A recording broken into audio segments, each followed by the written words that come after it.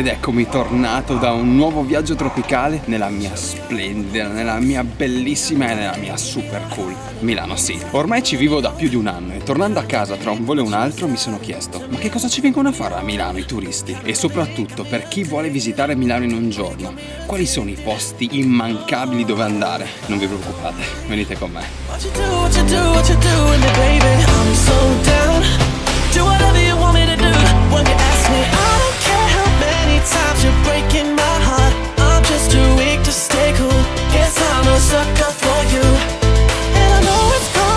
Milano è una delle città più belle d'Italia. È il punto perfetto per iniziare la sua visita? Non c'è dubbio, Piazza Duomo.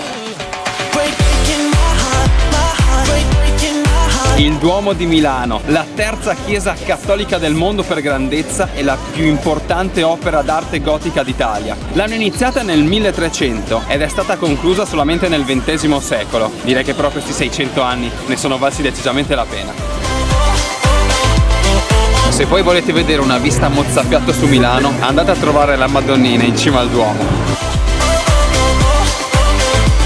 Ma se volete respirare un po' di vera aria milanese, dovete concedervi una passeggiata nel cosiddetto Salotto di Milano, Galleria Vittorio Emanuele II.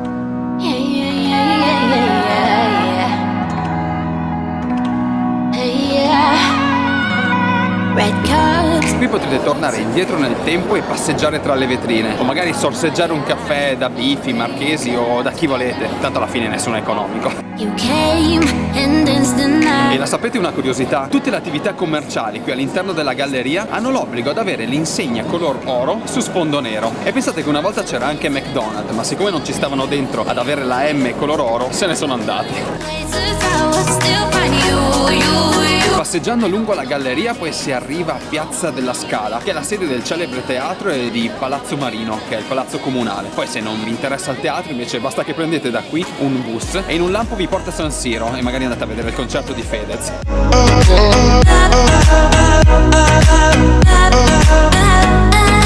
Se siete amanti dello shopping come me, qui a Milano troverete negozi per tutte le tasche di ogni tipo. Adesso vi porto nella via dello shopping per eccellenza e qui servono un sacco di cash nelle tasche e carte di credito, o se siete avanti anche Bitcoin, ma vabbè, questo era solo per intenditori, quindi forse la taglio.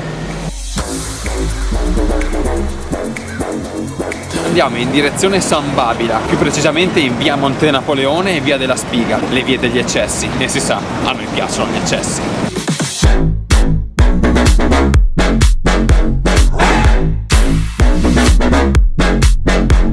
Via Monte Napoleone dagli anni 50 è diventata la via del lusso e pensate che tutte le sue prestigiose boutique producono ben il 12% del PIL dell'intera città di Milano.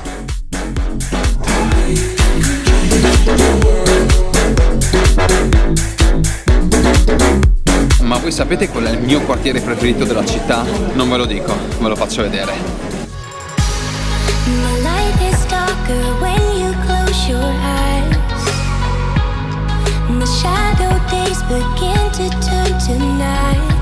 I quartieri di Porta Nuova e Isola, in poche parole, la Milano più alta e più futuristica di sempre.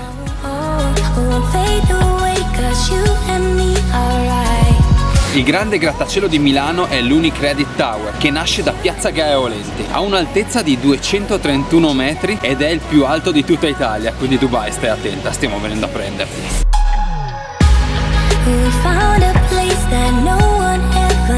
A Milano si parla molto di bosco verticale, ma per chi non vive in città, magari non è così scontato sapere di cosa si tratta. Il bosco verticale è questo. Sono due grattacieli conclusi nel 2014 e si trovano nel quartiere di Isola.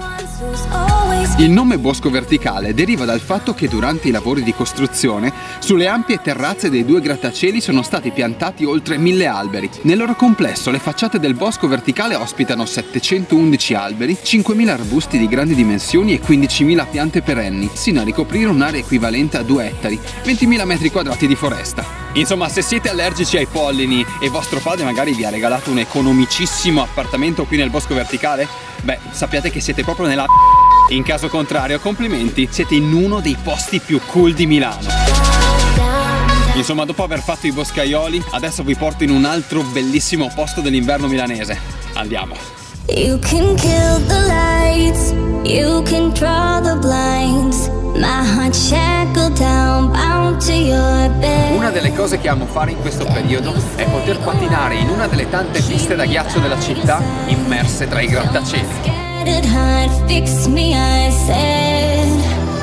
We could lay here underneath the river if you said. Questa pista ai piedi del Palazzo Lombardia è la mia preferita perché è la più grande di Milano, ma ora è il momento di fare sul serio.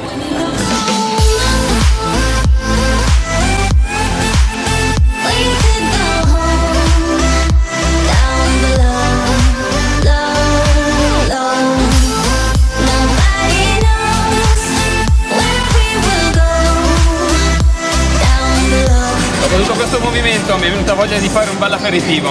L'avete mai fatto il vero aperitivo milanese? Andiamo sui Navigli. Thought I saw you at our bar last night. Hid in the bathroom. I Navigli sono uno dei punti cardine della movida milanese e una volta collegavano la città con la Svizzera e l'Europa nord-occidentale. Oggi sono un luogo imperdibile per concludere il nostro giro a Milano. Nobody compares to you. Nobody compares to you. E mentre ci gustiamo un cocktail made in Milano, adesso però riapro la mia app GoEuro e prenoto i biglietti del prossimo viaggio. Ho già una bella idea in testa, perché alla fine Milano è bellissima, ma ogni volta che ci ritorno dopo un po' ho sempre voglia di ripartire per nuove avventure. What should I do? Maybe I'll move away.